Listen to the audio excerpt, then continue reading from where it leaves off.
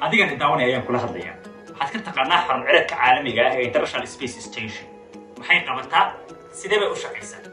dhinaca heer safar cirka ah oo xiiso badan ayaa ku baxaynaya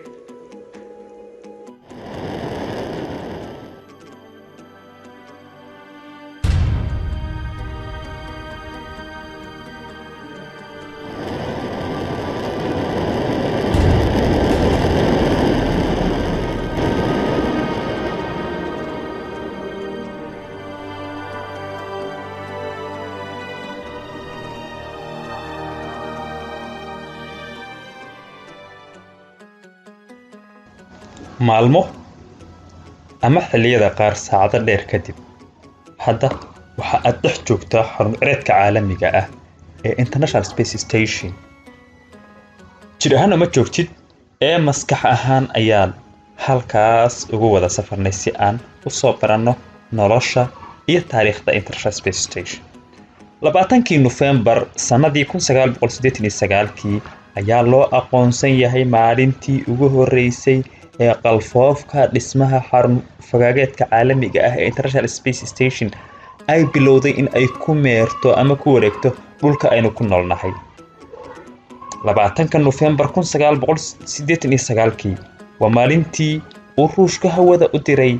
dayax gacmeedkiisii la dhihi jiray Proton rocket oo siday qalabkii koowaad ee laga dhisayay International Space Station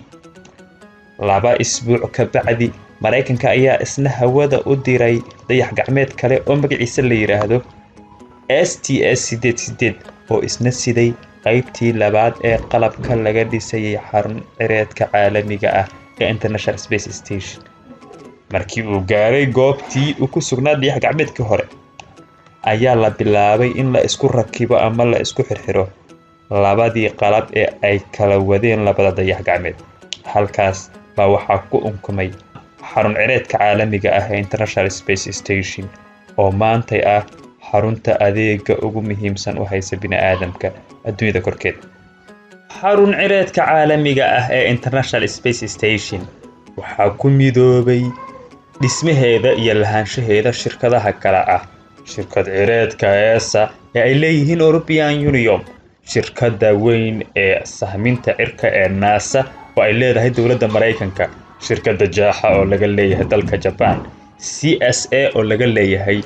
Canada iyo shirkadda weyn ee sahminta hawada sare ee Roscosmos oo ay leedahay dawladda Russia xarun fagaageedka caalamiga ah ee International Space Station waxa ay ku kor wareegtaa ama ku dulmeertaa meel u jirta 400 oo kiiloomitir qiyaastii dhulka aynu ku noolnahay halka mar ee ay ku wareegayso dhulka waxa ay ku qaadataa 90 daqiiqo kaliya hal saac iyo 30 daqiiqo kasta hal mar bay cirif dhulka ku soo wareegta ayadoo ku soconaysa xawaare aad u dheereeya oo gaaraya 8 kiiloomitir halkii ilbiriqsi hadde waa halkii ilbiriqsi ama aan si kale u yiraahdee 20,000 oo kiiloomitir saacadii dhirir ahaan xarun cireedka caalamiga ah ee International Space Station waxaa la sheegaa in ay ku fadhido bad gaaraya 357 feet oo u dhigma dhirirka sallaxa garoonka kubadda cagta lagu ciyaaro qaybta cagaarka ee ciyaartoydu ay isku circirsato ayuu la eg marka dayaxa laga reebo xarun cireedka caalamiga ah ee International Space Station oo walaxda ama shayga labaad ee ugu iftiinka badan walxaha hawada sare habeenkii nooga ifa indhahaaga oo qaawan ayaad ku arki kartaa ama adiga oo aan adeegsanaynin telescope ayaad caadi u arki kartaa haddii aad u qasado ama aad tagto goob ku habboon arrinta mucjisada ah ee la yaab kale waxa ay tahay xarun cireedka caalamiga ah International Space Station 16 jeer ayay dhulka ku soo wareegtaa 24 saac kasta waxaa ka dhasha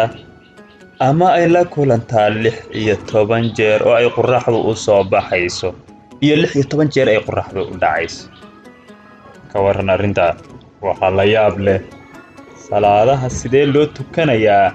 haddii qof muslimihi uu hawada tago waa cajaa'ib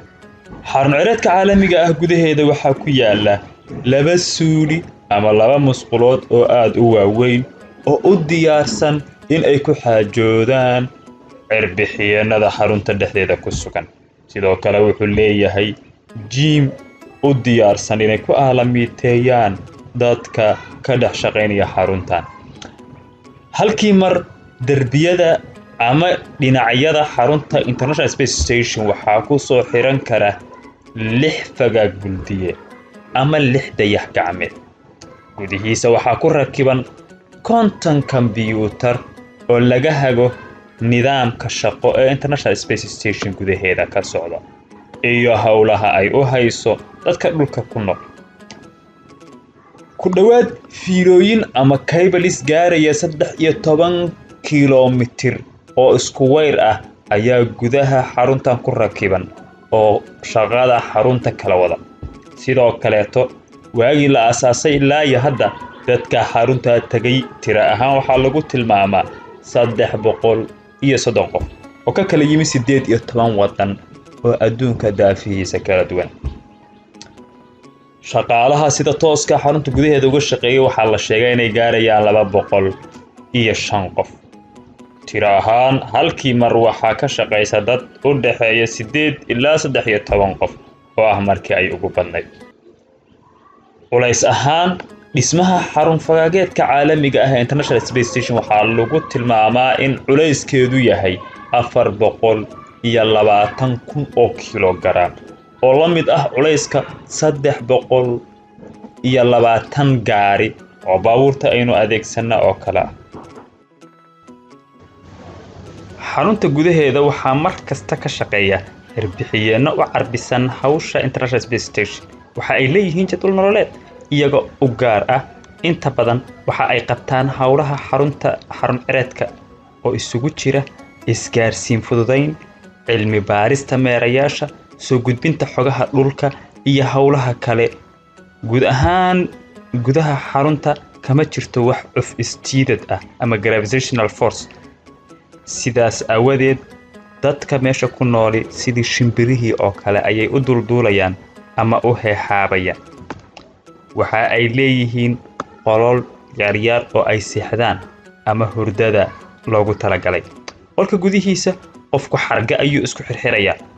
haddii kale sidii warqad dabayli sidato ayuu xarunta dhexdeeda iska socon doonaa isaga oo hurda.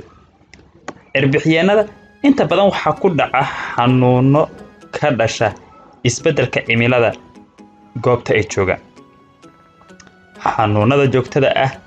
ee ay qaadaan cirbixiyeenada hawada sare waxaa ka mid ah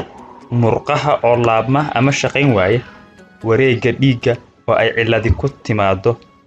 habdhiska neerfaha jirka oo khalkhal ku dhaco iyo cudurro kale ayaa laga daweeyaa mar kasta oo ay dhulka dib ugu soo laabtaan. nolosha xarunta dhexdeeda waa mid wax kasta ay ku diyaarsan yihiin. cuntooyinkii la cuni lahaa, jiimkii, suuligii, biyihii lagu qubaysan lahaa iyo midda ugu darane hawadii lagu neefsan lahaa oo xarunta dhexdeeda lagu dhisay. hawa cabiran, koontaroolan, qiyaasan. halkii sano xarun cireedka caalamiga ah International Space Station waxaa ku baxa qadar lacageed oo gaaraya 3 bilyan oo dollar oo ay iska kaashadaan dawladaha xaruntaas wada samaystay. kulanti dambe oo xiiso leh iyo muuqaalkeena xiga. mahadsanid.